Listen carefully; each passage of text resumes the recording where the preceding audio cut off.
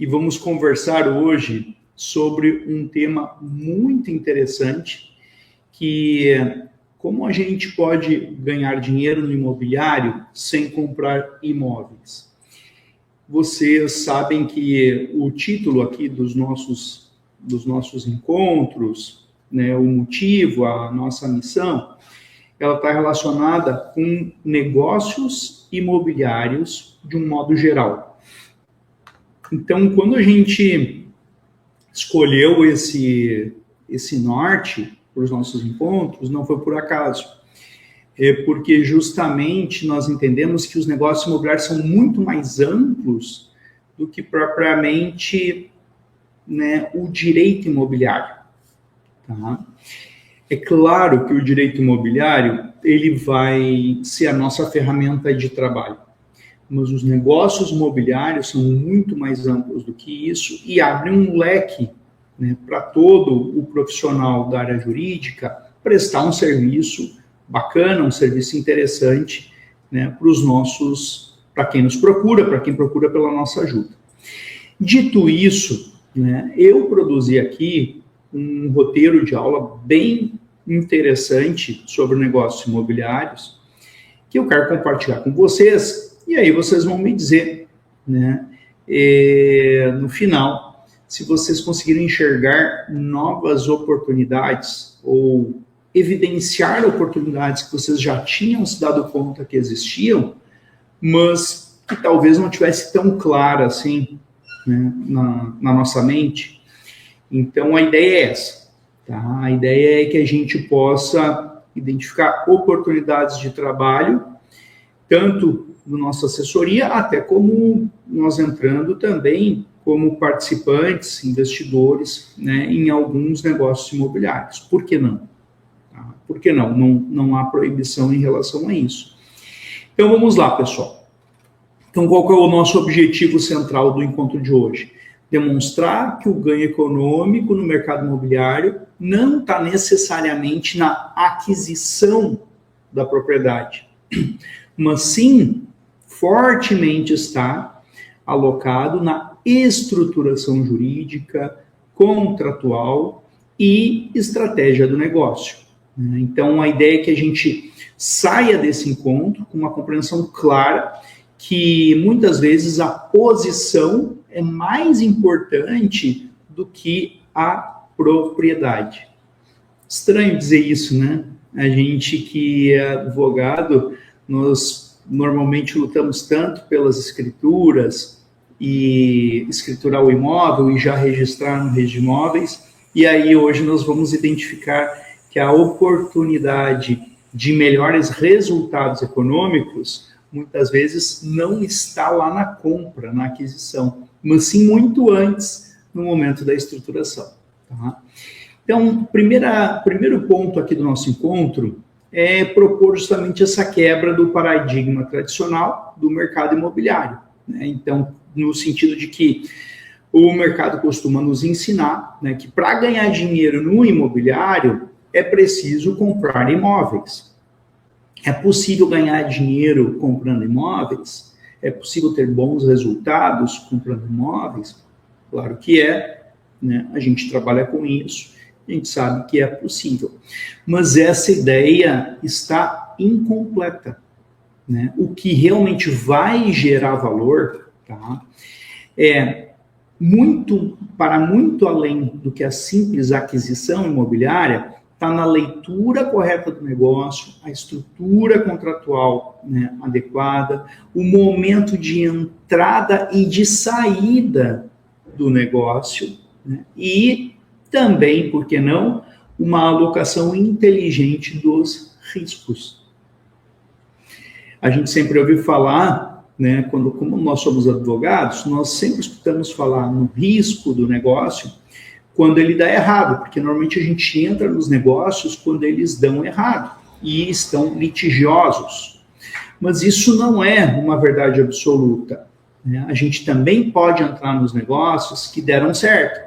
Porque se quando ele dá errado, a gente procura quem é o responsável pelo risco do negócio, baseado em quê? em quem lucraria, em quem teria resultados bons com aquele negócio, se esse é o nosso raciocínio, quando a gente vai pedir uma responsabilização, uma indenização, então é fato também que existem os negócios que dão certo. E por que nós participamos, por que nos limitarmos, né, a participar somente dos negócios que deram errado quando se transformam em litígio, em ações judiciais, em problema? Por que nos limitar a isso se a gente também pode colaborar com negócios que dão certo, são frutíferos e geram riqueza? Diga-se de passagem, grande parte dos negócios geram resultados positivos. Do contrário, se tudo sempre desse errado, se tudo sempre virasse processo, primeiro que nós teríamos muito mais processo do que já temos, que já é volumoso, e segundo, ninguém ia querer fazer negócio, não é verdade? Então, esta é o nosso desafio de hoje, tá? Então, assim, ó, a escritura, ela vai simbolizar, digamos assim, uma transmissão, né? A escrituração, ela vai simbolizar um momento importante de transmissão da propriedade. Ele é o documento que viabiliza o registro no registro de imóveis, tá? Mas no contrato é onde está definido quem ganha dinheiro, quem tem resultados com o negócio. Então está antes deste momento, tá?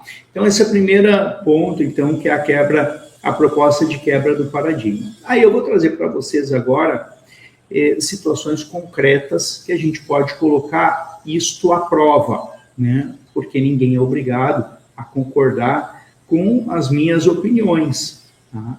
Ninguém é obrigado a achar que o que eu digo aqui é verdadeiro, né? Mas eu estou propondo uma reflexão e gostaria que vocês também, né, tivessem a liberdade de se manifestar, se opondo ou não ao que eu vou colocar aqui para vocês.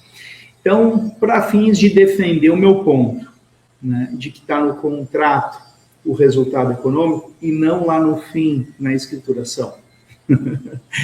Não necessariamente na propriedade, que é o momento de imobilização, mas sim antes, na visão da oportunidade do negócio. Tá? Então, primeiro aspecto aqui, para a gente defender o nosso ponto. Vamos abrir o nosso leque de pensamento para uma intermediação estratégica e uma participação em empreendimentos. Tá? Então, eu não estou pensando mais agora, pura e simplesmente, na tradição da aquisição do bem imóvel, valorização, venda com resultado. É a tradição. Eu estou pensando agora numa intermediação mais estratégica, numa participação em empreendimento, né? Isso é possível. Então, aqui a gente amplia o conceito de intermediação, né? E a gente tem também como uma visão clássica, né, a ideia de que a intermediação seria a aproximação do vendedor com o comprador, que é a atividade típica do corretor de imóveis, embora que a gente saiba que também tem outras pessoas que fazem isso por relacionamento, networking, e acaba também tendo resultados, a gente sabe disso. Mas não é sobre essa intermediação que eu estou me referindo. Estou me referindo aqui numa ampliação da ideia de intermediação, que seria entrar no negócio como um agente estruturador, agregando um valor técnico e agregando um valor estratégico do negócio. Falando assim, parece uma coisa tão distante da gente, né? Mas vocês vão ver que não é, porque eu vou contar, eu escrevi aqui, na forma de uma historinha, um caos baseado em fatos reais, mas adaptado para a ficção, né? Para bem da gente ter uma ideia clara sobre isso, né? Então, onde a maioria dos negócios imobiliários sofre, né? Quais são os maiores problemas dos negócios? Os negócios que dão errado, normalmente eles passaram por um modelo mal pensado. Então, na hora de conceber um negócio, ele foi mal projetado, mal pensado. Muitas vezes também esse negócio acaba sofrendo por ter sido feito um contrato mais genérico, que não é aderente àquele negócio, que não previa, né? Ou seja, este negócio não estava bem protegido por meio dos instrumentos. Instrumentos genéricos não se ajustam ao negócio que foi pensado. Falta de visão financeira também é um dos maiores problemas. Às vezes a pessoa tem uma ideia, né? Diz, eu quero fazer imóveis para vender a 100 mil reais. Só que ela desenvolve um projeto que o custo é maior do que isso. Então, uma falta de visão financeira é muito comum, né? Um problema para dar nesse tipo de negócio. E, fundamentalmente, uma desorganização jurídica. Os empresários, eles não têm paciência para o jurídico, né? Isso tudo faz com que alguns negócios, quando dão errado, depois a gente vai observar, eles sofrem por conta justamente dessas circunstâncias. Então, quem resolve este tipo de dor passa a ser, então, indispensável, né? A pessoa que se propõe a evitar este sofrimento, né, a pensar o negócio de um jeito completo, não só conferindo contratos no dia a dia, esta pessoa passa a ser indispensável. E aí surgem as formas de participação. Então, um profissional que se propõe a pensar o negócio, a estruturar, a colaborar com o negócio, ele passa a ter uma possibilidade de ter um percentual sobre o resultado do empreendimento. Olha a diferença, né? Ele pode sim ter também um FII, que seria um honorário, né, de estruturação do negócio. Ele pode participar, inclusive, de forma indireta, por meio de uma SPE, né? Ele pode também participar, né, com direitos contratuais vinculados à performance do negócio. Pode ser remunerado pela performance do negócio. Então, o que nós colhemos com isso, né? Qual o ensinamento que a gente colhe com isso, né? A remuneração, ela deixa de ser um custo e passa a ser um investimento no sucesso do empreendimento, que é uma variável de valor e não de despesa, né? Então, a gente poderia resumir dizendo o seguinte: quem sabe estruturar não precisa pedir uma comissão, ele negocia uma participação. Olha que diferente isso. Então, aqui a gente dá uma quebrada, né, no paradigma. Vou contar para vocês agora um caso, né, para ilustrar sobre isso, tá? Então, vamos lá. Deixa eu ver isso aqui. Esse é este. Sim, aqui, ó.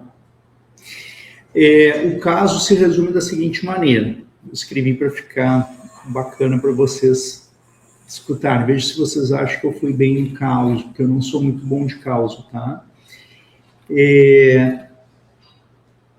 Deixa eu só dar bom dia aqui para o pessoal. Bom dia, Josefa Bueno, tudo bem? Como é que vai? Bom dia, João, Ana, não sei, está escrito aqui só equipe. Bom dia, equipe.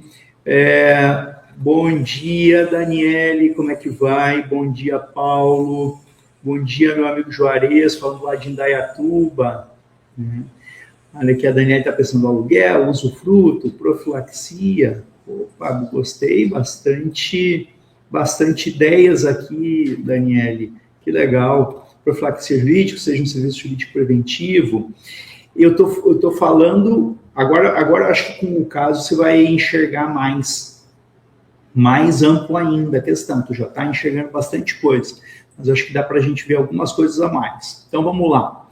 Então, pensa o seguinte, ó. Vamos falar aqui do ponto de vista, né, do caso que eu tenho para exemplificar para vocês. Então, um corretor de imóveis, né, poderia ser outro tipo de profissional, ele participou da venda de um prédio inteiro, e ganhou comissão. Já um advogado, ele entrou antes da obra começar, ajudou a organizar a SPE e saiu com uma participação no resultado. É claro que o corretor comemorou naquele mês, que teve bons resultados, mas o advogado nunca mais vai se esquecer desse negócio, porque ele participou do negócio. Então, ambos estavam presentes desde o início. A diferença não foi a oportunidade, foi uma questão de postura. O primeiro, o corretor, ele entrou como o mercado tradicional ensina. Ele trouxe o terreno, aproximou as partes, ajudou na negociação, ajustou os valores, acompanhou a assinatura do contrato, cumpriu bem o papel que foi atribuído. Quando o contrato foi assinado, recebeu uma excelente comissão, pagou seus impostos, quitou as despesas, comemorou, missão cumprida. Excelente, não tem nada de errado nisso, perfeito. Com o contrato assinado, ele ainda pode ficar com a oportunidade ali de ser um dos que vai oferecer o produto final e ainda tem mais as comissões de uma ou outra venda que ele conseguir executar. O empreendimento, no entanto, ele estava só começando. E aí vieram a constituição da SPE, a aprovação dos projetos, o início da obra, as pré-vendas, a valorização gradual das unidades, esse é o ponto, os ajustes de cronograma, as renegociações, os momentos de tensão e, ao final, o lucro verdadeiro do negócio.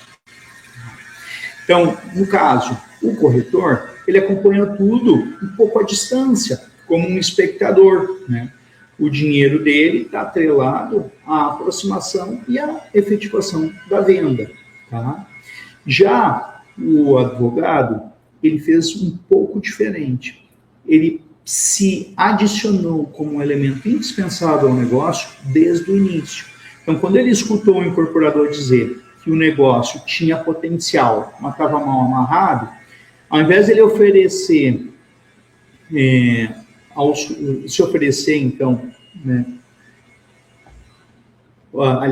invés de ele oferecer compradores ou falar de comissão, ele disse apenas que, com uma estrutura certa, o empreendimento poderia andar com menos riscos e mais previsibilidade. Então, ele entrou para organizar o jogo, aquele jogo invisível, a estruturação, a equalização dos interesses entre os sócios, ajustou contratos sensíveis, antecipou riscos que ainda não estavam claros, resolveu problemas antes mesmo que os problemas se tornassem conflitos. E quando o incorporador questiona, quanto que isso vai me custar? A resposta do advogado foi, olha, funcionando bem, eu vou participar do resultado. Eu quero um fee de performance, eu quero um fee de oportunidade, eu quero um fee de performance, eu quero uma participação nesse empreendimento. Então, depois de alguma reflexão, é claro que o incorporador entendeu e achou isso positivo, porque menos despesas no início sempre interessam. E o profissional acabou que ele não precisou tirar dinheiro do bolso, investir capital próprio. Ele investiu em estrutura, visão, posicionamento. Então, o risco dele foi limitado em contrato. O ganho dele ficou vinculado ao sucesso do empreendimento. Esse é o maior risco dele. Mas ele participou do empreendimento com muitas características positivas de resultado, e quando a obra avançou e as vendas começam a funcionar, os resultados vão sendo apurados e ele passa a receber não uma vez, mas várias vezes. Ele participa da valorização das vendas, da distribuição final, do ganho total, e aí acaba superando em múltiplos o valor de qualquer comissão que poderia ter sido negociada lá desde o início. Então, enquanto um profissional ganha antes do negócio acontecer, fazendo a aproximação, o outro profissional, ele ganha porque o negócio conseguiu acontecer, porque ele deu certo. Os dois trabalharam, os dois foram competentes, mas um entendeu que o mercado imobiliário não é só para quem aproxima, ele é também para quem estrutura. né? Então, qual que seria a lição que a gente poderia tirar, né, sobre isso, de que quem ganha a comissão sai quando o contrato assina e quem cria a estrutura sai quando o resultado aparece, né? Uma lição que pode ficar para nós é a seguinte: no imobiliário você pode vender imóveis ou pode ser parte do negócio que os imóveis criam. Então, olha só que interessante isso. Bom, e aí eu tenho um segundo argumento para defender a minha tese aqui hoje com vocês, né? Então, de novo, reitero, essa é a minha tese, é o meu pensamento. Quem discorda, fica à vontade para discordar, tá? Ninguém é dono da verdade. Bom, um segundo mecanismo que eu acho muito interessante, mas que a gente às vezes enxerga como um inimigo ou como um bicho de 7 cabeças, é a alienação fiduciária. Tá? Então, a alienação fiduciária como mecanismo de alavancagem. Ontem eu me surpreendi num comentário, tá? Eu me surpreendi bastante num comentário de uma pessoa aí dessas influencers que se propõe a falar de investimentos. Por quê? Porque ele comparou alhos com bugalhos, assim, tipo, maçãs têm menos suco do que laranjas. Então, imagina que alguém estivesse comparando as laranjas. Qual que é a melhor laranja para suco? Né? É a laranja do céu? É a laranja umbigo? É a laranja... Então, esse influencer, ele pegou e fez essa análise. Só que ele fez uma análise esquisitésima. Ele pegou e disse o seguinte, ele comparou, ele resolveu comparar os investimentos que tinham piores resultados. Tá? Então, os investimentos que tinham os piores resultados, ele comparou. E aí ele foi lá, pegou poupança, pegou capitalização, título de capitalização, foi comparando, né, esses produtos que são produtos de banco, que são ruins. E aí, no meio da comparação das laranjas, né, ele vai e compara, ele traz à tona a comparação com consórcio.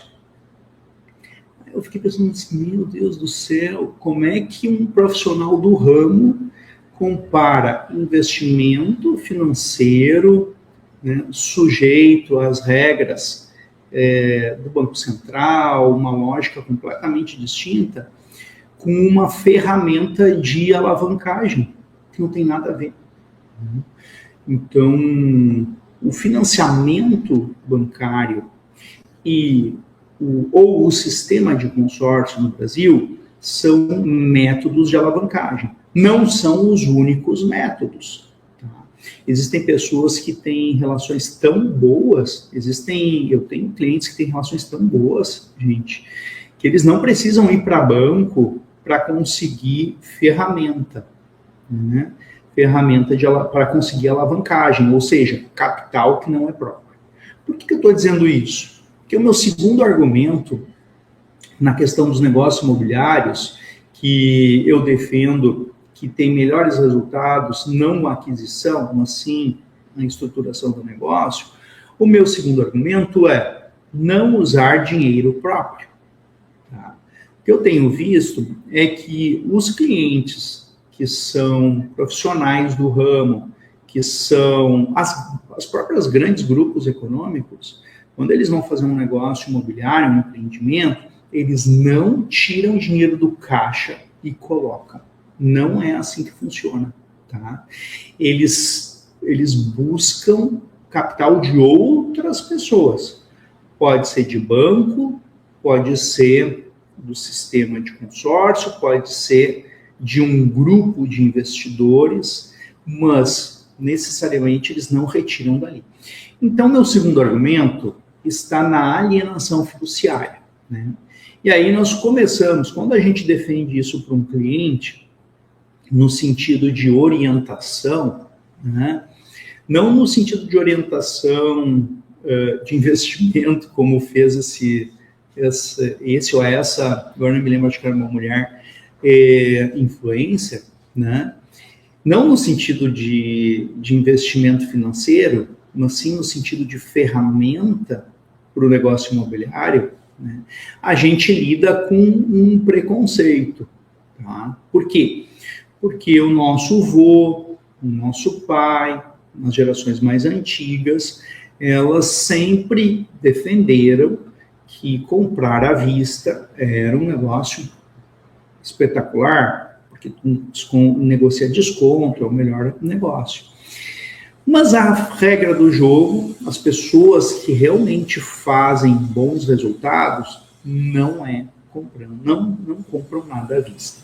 Sempre compram com dinheiro dos outros. Basta você ver que quando o Elon Musk comprou o Twitter, não foi com o dinheiro dele. E ele é o homem mais rico do mundo. Ele buscou de um fundo os recursos. Será que essa gente que tem resultados extraordinários faz isso por esporte? Ou será que é porque este é o melhor caminho para se fazer negócios? Né? Quem somos nós? E aí vem o meu argumento para criticar isso. Mas nós lidamos com esse preconceito. Tá? Grande parte do mercado vê a alienação fiduciária como um endividamento, como um risco excessivo, como uma perda de controle do negócio. Mas esse é um olhar emocional, ele não é um olhar técnico. Tá? O que ela realmente é, a alienação fiduciária? Ela é um instrumento jurídico de garantia, ela é um meio de transformar um patrimônio que está imobilizado em liquidez.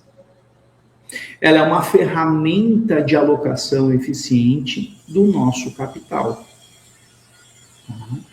Então, existe, um uso inteligente da alavancagem? Claro, quando ela está bem estruturada, a alienação fiduciária, ela preserva o patrimônio principal do nosso cliente, ela gera capital para os seus novos negócios e ela separa o risco patrimonial do risco operacional. Então, o que é um ponto relevante para a gente se dar conta, né? O problema, então, não é a alavancagem. O problema é uma alavancagem feita sem uma estratégia, sem crédito, ou a obtenção de um crédito, sem uma estrutura de enfrentamento desse crédito, né? Ou a adoção de um sistema de contratos que são mal desenhados, que não enxergam, né? Não se comunicam. Então, o cara faz uma alienação fiduciária aqui, obtém recursos, e ao invés dele utilizar isso num contrato que converse com as parcelas que ele se comprometeu aqui, ele fez um outro tipo de contrato que não conversa. E aí ele não consegue lidar com os dois contratos e um derruba o outro. Este é um erro comum que as pessoas cometem. Tá? Então, vou dar um exemplo para vocês. O mercado, neste momento, ele está comprador. Aí vocês vão me dizer assim, Rafael, tu tá maluco. Como assim o mercado está comprador? Né? Não, é que como as pessoas estão sem recurso e nós estamos com juros altíssimos no Brasil, o dinheiro está escasso, a maioria das famílias estão endividadas, como nós estamos num ambiente de recessão grande, com uma inflação que na gôndola do supermercado está superando em muito os índices que o governo defende, como sendo a inflação formal, né? Então a gente tem aquilo que a gente chama de inflação formal, que é o que o IBGE nos conta, é a historinha que ele nos conta, que é o órgão do governo, e nós temos a inflação real, que é o café que saiu de R$15 para R$40, R$50, né? Então, bom, dito isso, entendendo esse jogo mais amplo, né, pessoal, a gente consegue também compreender, né, que o capital parado é um risco silencioso. E aí, a ideia é que o capital seja estruturado com estratégia. Então, por que eu digo que o mercado está comprador? Porque quem tem crédito, quem consegue, neste momento, se alavancar, quem está conseguindo recursos, vai conseguir comprar coisas muito boas que não compraria num momento de juros baixos, de economia voando. Porque economia voando aquece o mercado e os preços dos imóveis acabam subindo. Neste momento, quem imobilizou errado, o que é imobilizar errado? Quem comprou muito imóvel no momento errado e agora está sem caixa, vai ter que dar desconto grande para se desfazer. Então, o mercado, a gente diz que está comprador, ou seja, está bom para quem compra. Quando é que o mercado está vendedor? Quando ele está bom para quem vende. Então, vou esperar os juros baixar para comprar o imóvel. Vai comprar no momento que está vendedor no mercado, vai pagar mais caro. Essa é a lógica por trás disso. Bom, então o que eu vejo alguns clientes fazendo que é muito interessante, tá? O sujeito tem um patrimônio importante, né? Um imóvel importante, imobilizado, valioso. Vamos pegar aqui um exemplo que eu fiz no mês passado, tá? Então o sujeito tinha um imóvel de 5 milhões, mas ele precisava, né, levantar um recurso para fazer alguns negócios que seriam muito bons para ele. Ao invés dele pegar os recursos que ele tem no banco, as aplicações de segurança dele, os recursos de segurança dele, que mantém o cérebro dele tranquilo, pagando suas contas, vivendo, pagando o colégio das crianças, ao invés dele pegar este recurso, ele pegou um imóvel dele que tem um valor importante. E o que ele fez? Ele colocou dentro deste imóvel, neste caso que eu acompanhei, foi do sistema de consórcio, por isso que eu até mencionei no início, né? Ele pegou e colocou dentro deste imóvel uma série de cartas de crédito que ele contemplou com lances, né? E retirou, né, cerca de 3 milhões em moeda, né, neste imóvel. O que ele fez? Ele alienou fiduciariamente para a administradora, colocou essas cartas ali e ficou com os 3 milhões. O que aconteceu? Ele mantém o imóvel dele valioso, não abriu mão do imóvel dele valioso e, ao mesmo tempo, está com 3 milhões na mão para fazer os seus negócios. Aí sim, naquela negociação do nosso vozinho, do nosso pai, à vista. Né? Mas para isso ele não tirou dinheiro do bolso dele. O à vista dele, sabe o que é? É um crédito de 3 milhões que ele está pagando parcelas mensais ali de cerca de 10, coisa assim, tá? Agora não me lembro exatamente. Mas esta parcela ele vai bancar com as aquisições que ele vai fazer que vão gerar recursos para ele. Se ele está no mercado imobiliário, tanto melhor. Ele vai comprar coisas que estão alugando bem, ele vai comprar coisas, ou ele vai construir alguma coisa que vai gerar fruição, ou para vender, não sei. Aí é do negócio, da inteligência do sujeito. Nós estruturamos e viabilizamos para ele a obtenção do caixa, por meio da alienação fiduciária. Então, se ele comprar lá X imóveis que custam 5 milhões, por 3, porque ele tem os 3 à vista. E esses imóveis de 5 milhões, ele alugar e fazer com que eles deem para ele, né, um rendimento mensal de 50, 100 mil reais, e ele tem uma parcela de 10 ou 15, vocês já pensam quanto que esse sujeito não está botando no bolso com essa simples operação. Mas para isso acontecer, precisa da gente, né, saber que esses negócios podem ser feitos, estruturar, preparar, orientar o cliente, né, nessas negociações. Do contrário, ele vai ficar, né, travado naquelas lições, então, de que, puxa vida, né, o meu imóvel vai estar em risco. Né? Depende, todo negócio tem risco, mas depende muito da estruturação que ele fizer. E aí os novos contratos, tudo isso, a gente está participando como profissional que sabe orientar, encaminhar bem os negócios do cliente.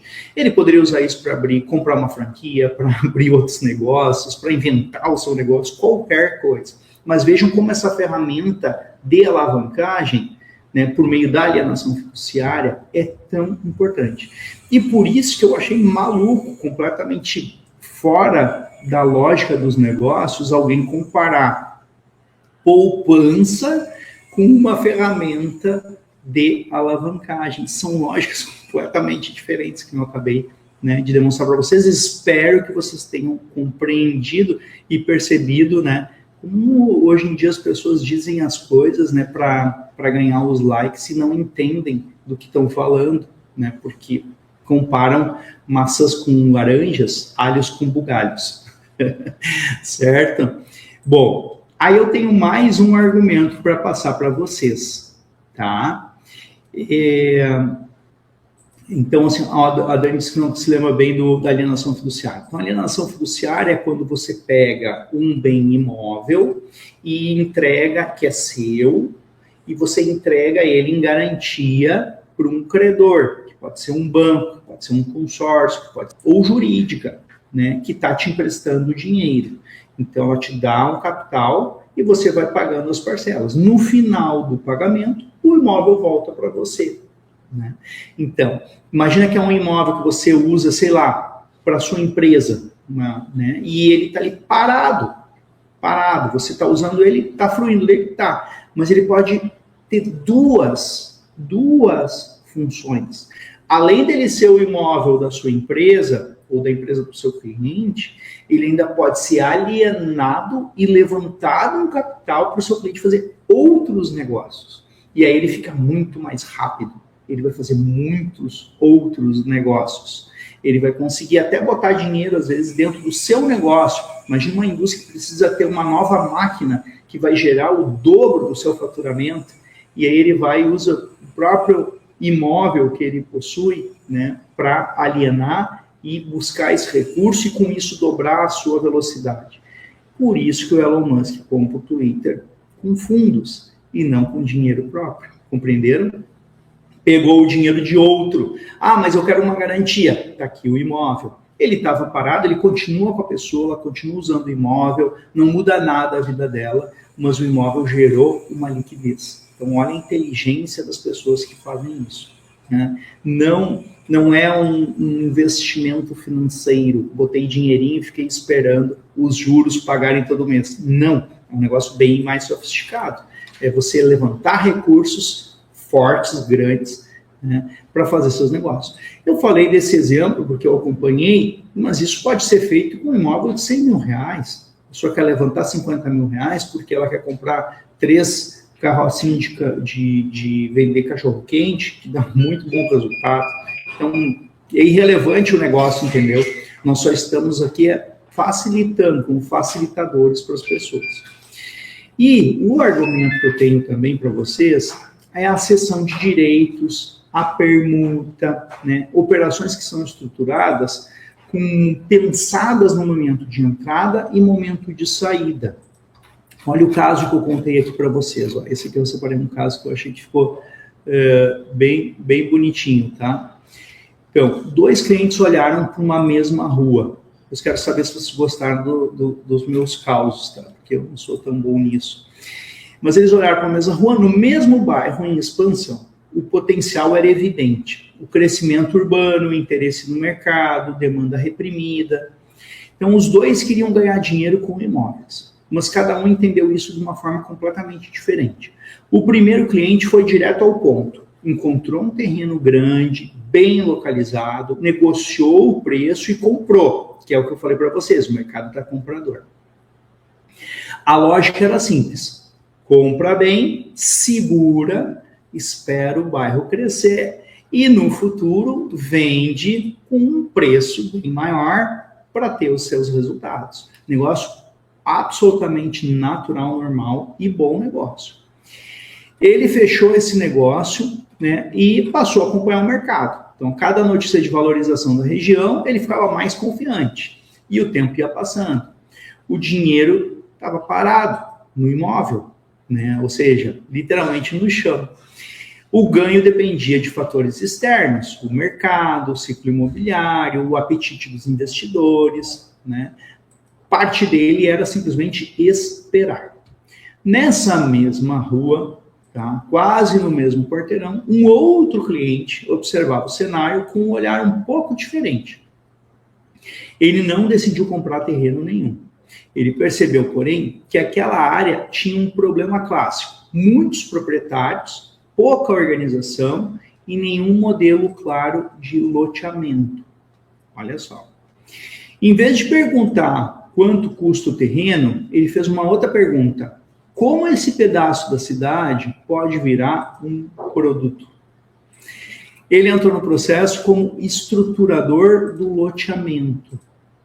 Ajudou a organizar os proprietários, viabilizar juridicamente o projeto, estruturar a divisão das áreas, pensar no momento de comercialização, tá? No modelo, aliás, de comercialização, e ele não imobilizou capital comprando a terra. Ele imobilizou o quê? Inteligência, articulação e estrutura. Ou seja, ao invés de ele pegar o dinheiro e colocar no negócio, ele colocou a inteligência dele. Reuniu os proprietários e disse, vamos ganhar dinheiro juntos? Eu faço esse loteamento com vocês, organizo, estruturo, e vocês participam com os imóveis de vocês e todos nós vamos ter bons resultados. É o tradicional ganha-ganha. Relação ganha-ganha. O loteamento sai do papel. Quando as vendas começam, o primeiro cliente ainda era dono daquele terreno, né? E estava aguardando, então, a valorização. Já o segundo cliente, que nunca comprou nada, passou a receber percentualmente direto sobre as vendas dos lotes que começaram a acontecer. Então, enquanto um esperava o mercado decidir, seria o cara da poupança, né? O outro criou o próprio mercado, né? Que foi o sujeito que empreendeu, que foi atrás do empreendimento. Então, o comprador ele tem um ativo mais valorizado, perfeito, está tudo certo, ele fez um bom negócio, mas é um imobilizado. Já o que estruturou, ele vai e transforma uma dinâmica urbana em renda concreta, né? Recorrente, sem nunca ter sido proprietário de nada. E aqui fica, então, o meu ponto defendido, né? Será que é necessário a gente ser proprietário para ganhar dinheiro no imobiliário? Ou será que dá para a gente ganhar dinheiro no imobiliário sem comprar o imóvel? Bacana, pessoal? Só para dar um extra aqui para vocês, né? Eu tinha mais um monte de material que eu preparei, mas no final eu tinha preparado um extra, né? De abordagem, tá? De abordagem dos clientes, porque às vezes as pessoas não entendem muito bem essas lógicas e a gente escuta, por exemplo, nem hoje a gente está aqui conversando, a pessoa sai entusiasmada e vai falar com o cliente te joga um balde de água fria, ele fica assim, não é bem assim, né? Como o Rafael falou, porque as pessoas não estão preparadas para isso. De fato, elas não estão preparadas para isso. Aí eu vou mostrar para vocês como uma mudança de abordagem, ela pode nos ajudar, tá? Então vejam bem. Então, imagina só a abordagem tradicional, que é alguém que não está testando, né, um novo modelo, tá? Pode facilitar para a gente transmitir essas informações, que são informações muito boas, muito coerentes, né, para as pessoas, né? Então, aqui, ó, você poderia chegar e dizer assim para a pessoa hoje, né, depois de escutar essa aula, você pode alienar fiduciariamente esse imóvel, levantar capital e investir em um projeto com retorno maior. Não é isso? É, né? É uma das coisas que a gente falou. O que a pessoa escuta quando a gente diz isso? Olha que loucura, tá, pessoal? Que gera um bloqueio imediato, tá? Mesmo que o negócio seja excelente. Ela escuta assim, ó, vão colocar o meu imóvel em risco, estão tentando me vender uma dívida, isso parece coisa de especulador. Olha que doideira, né? Então, a gente chega com um bom propósito e depois você escuta outra coisa. Agora, olha como uma mudança sutil de abordagem faz com que a gente consiga transmitir a ideia do jeito certo, né? Eu poderia falar assim, eu posso te mostrar como esse imóvel pode te dar mais opções sem que você precise vendê-lo. Olha a diferença de abordagem. Então, às vezes a gente vai com muita sede ao pote, descobrir uma alternativa maravilhosa, entrega tudo de pronto e ainda somos mal recebidos. Nossa ideia é recebida como uma loucura, né? Então, olha que interessante como uma mudança, né, de abordagem pode gerar um resultado bem melhor da transmissão das nossas ideias, tá? Um segundo jeito também errado que eu aqui trouxe como um extra para vocês, né?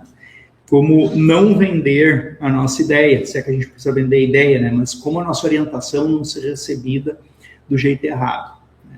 Então, olha o jeito errado. Vou chegar e vou dizer assim para a pessoa: usar o imóvel como garantia não é problema, desde que o fluxo de caixa esteja bem estruturado. Imediatamente o cliente já se assusta, né? Então, o cliente fica com medo. Você aciona o gatilho do medo. Então, como é que seria uma abordagem correta? Você poderia dizer a mesma coisa, só que de um outro jeito, para fazer ele refletir, provocar reflexão. Hoje, parado, esse teu imóvel gera riscos que são invisíveis. Desvalorização, porque ninguém sabe o dia de amanhã, é um risco, né? Custo de oportunidade, né? Você perde oportunidades melhores que você está enxergando, e falta de liquidez. Se você precisar vender rápido, vai ter que vender barato. O que existe no mercado é uma proposta não de aumento de risco, mas de escolher qual o melhor risco a gente deveria, e sim escolher qual é o melhor risco tomar, né? Então, o melhor risco tomar, daqui a pouco, é aproveitar o momento do negócio.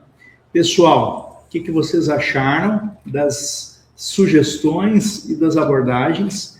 O que vocês acharam do tema? Espero que tenham gostado. Não deixem, né, de enviar os seus questionamentos, tá?